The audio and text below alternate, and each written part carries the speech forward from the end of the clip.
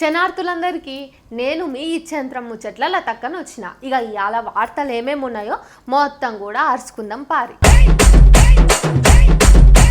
రాజకీయ నాయకులు ఈ రోజు కప్పుకున్న కండువాను తెల్లారేదాకా ఉంచుకుంటారనే నమ్మకం అయితే లేదు. పూటకో పార్టీ మారి ఈ రాజకీయ నాయకులు ఎప్పుడు ఏ పార్టీ తీర్థం పుచ్చుకుంటారోననే దాన్ని మనమైతే ఊహించుడు సుత సాధ్యం కాదు. ఇప్పుడిగో అట్లాంటిదే ఒక ప్లేట్ ఫిరాయింపు వార్త మన వద్దకు వచ్చింది. ఈ నుండి మీరే బాబు మోహన్ సారు సినిమాలతోనే మనకు పరిచయం అయిన తర్వాత పెద్ద ఎన్టీఆర్ సార్ మీద పాయిరంతోన తెలుగుదేశం పార్టీ తీర్థం పుచ్చుకొని 1999 సంవత్సరంలోనే రాజకీయ రంగ ప్రవేశం చేసిండు.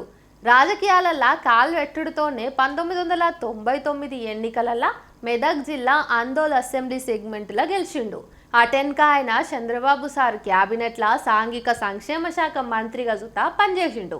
తర్వాత ఇక సార్కి ఏమైందో ఏమో కానీ బీఆర్ఎస్ పార్టీలో చేరిండు. ఆ తర్వాత టికెట్ దొరుకుతలేదని బీజేపీలకు జంపు చేసిండు. ఇక బీజేపీకి సుత పోయినాడు రాజీనామా చేసి మార్చి 4వ తారీఖున ప్రజాశాంతి పార్టీలకు చేరిండు. ఏడాదిలోనే ఏమైందో ఏమో కానీ తాజా వార్త ఏంటంటే ఇప్పుడు బాబు మోహన్ సారు మళ్ళీ తెలుగుదేశం పార్టీలకు వస్తున్నాడట. అందుకే చంద్రబాబు నాయుడును కలిసి ఈ విషయం మాట్లాడుకొని పార్టీలకు రానికే అన్ని రకాలుగా సిద్ధమైనట్లు వార్తలు అయితే వస్తున్నాయి. నిన్న ఎన్టీఆర్ భవనంలో జరిగిన ముఖ్య నేతల సమావేశంలో చంద్రబాబు నాయుడును కలిసి బాబు మోహన్ సారు పార్టీ చేరిక గురించి మాట్లాడిండట. వీళ్ళ పనే బాగున్నది కదా, ఆడ టికెట్ దొరకకపోతే ఈడికొత్తరు, ఈడ టికెట్ దొరకకపోతే ఆడికోతరు. మొత్తానికి టికెట్ కోసం సిద్ధాంతాలను పక్కకు పెట్టుడే రాజకీయ నాయకుల సిద్ధాంతం అన్నట్టు. అంతే కదా, మరి మీరేమంటారు దీని మీద?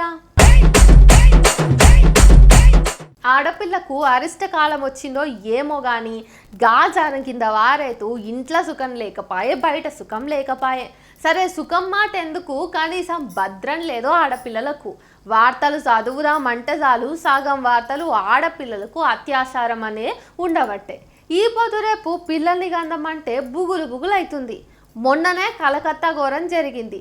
ఇంకా దాని మీద విచారణ అయిపోలేదు, నిందితులను పట్టుకొని శిక్షణ వేయలేదు. అప్పుడే ఇంకా ఎన్నో ఘోరాలు అయితే బయటికి వచ్చినాయి, మీరు కూడా చదివినరు.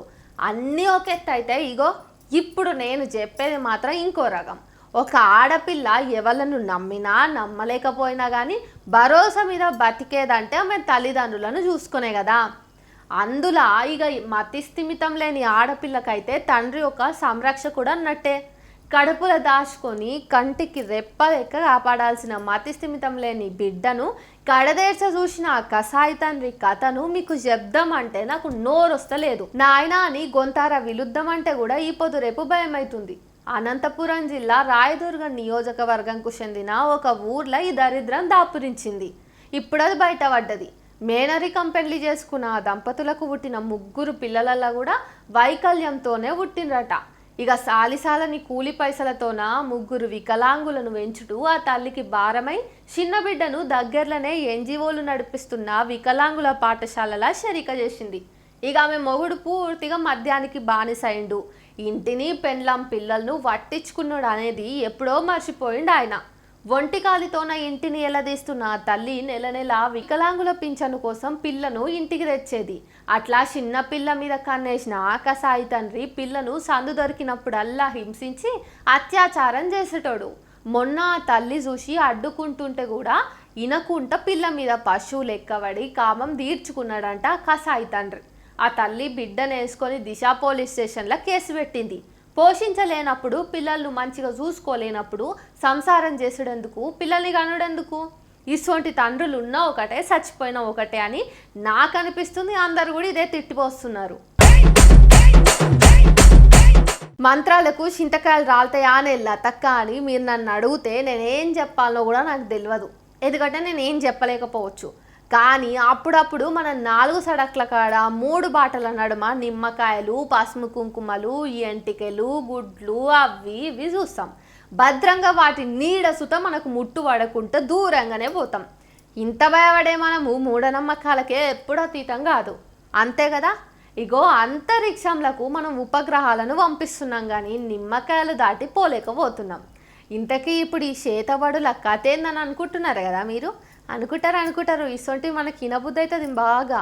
క్షుద్ర పూజలు చేసిన ఆనవాళ్ళు కనబడి జనాలంతా సల్ల చెమటలు పట్టిపోతున్నారంట చిత్తూరు జిల్లా కుప్పంలా.